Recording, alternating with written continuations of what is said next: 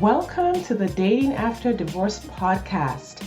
I'm your host, Shade Curry, and I believe every divorced woman deserves a romantic relationship where she feels safe, loved, and cherished.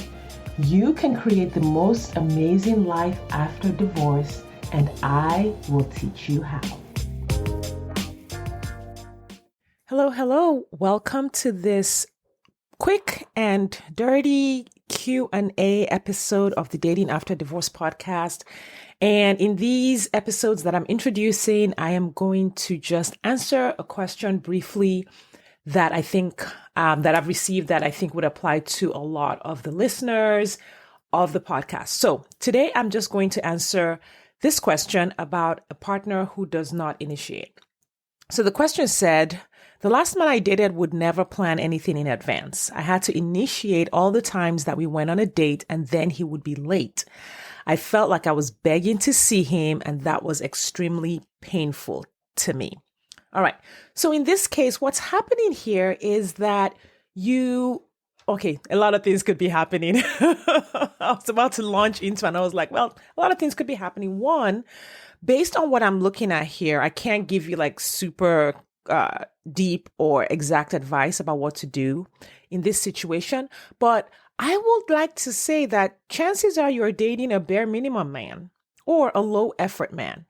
And then secondly, I'm not even sure that I would use the word dating for what is happening here. One of the things I teach my clients is to really take a look at what's actually happening in what they call a relationship. So you had this man and you sort of had a relationship with him, or you think you had a relationship with him. I would take a step back and define a relationship, or take a step back and define what it looks like to date a person.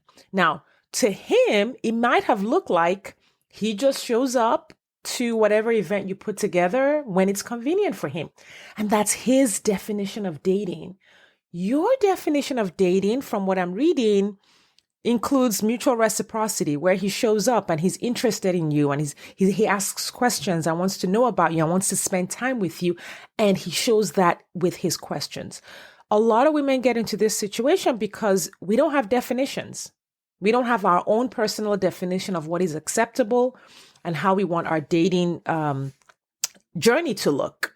Right? I call this dating like a CEO. You are the CEO of this company here, this dating company that you are in. You are in charge. You decide what it looks like, and you bring people on board who agree with you that that's what it looks like. Don't spend your time trying to change a person's idea. Like, if they have a frame of reference for dating that is different from yours, you don't have to try to change them, but you don't also have to hang around enduring or putting up with a definition of dating that does not match yours. This is in your hands and it is your responsibility. So I would say sit down and define what dating looks like to you, what a relationship looks like to you, and then only stay with people who meet that definition, right? I do this work with my clients in our ideal partner deep dive, which is pretty extensive. We investigate really what my clients want, or each client wants, and we make sure that she's only participating in the relationships, dating partnerships, dating experiences that meet the criteria that she has defined at the beginning of this journey. Now, another thing here is potentially you might feel uncomfortable with sort of demanding more from the people that you date. And I use the word demand more very loosely because we don't really have a right to demand things from other people, right? You can say, this is what I want dating to look like, and allow people to self-select out of that process. So in this case, you had someone who had self-selected himself out of what dating looked like to you, but you didn't let him go. You kept texting him and kept inviting him out instead of taking that energy and moving on with your dating journey to find someone who wanted to self-select in to what dating you actually would look like. All right. I hope that was helpful. I enjoy hearing from listeners and answering your questions. So you can go ahead and write to me. In fact, the best way to write to me is actually to sign up for my free course. If you go into the show notes, you can sign up for my free dating course. And when you do that, you'll get an email from me. And if you have a question, you can just hit reply on that email that has all of my free content. Hit reply on that email and send your question in.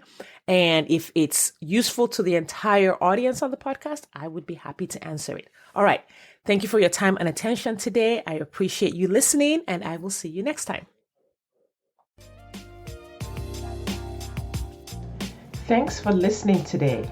If you are ready to get married after divorce, I want to invite you to download my free 8-video training specifically designed to help divorced women date with ease and get married again. Head over to sadecurry.com to get started. That's SADECURRY.com. I'll see you inside.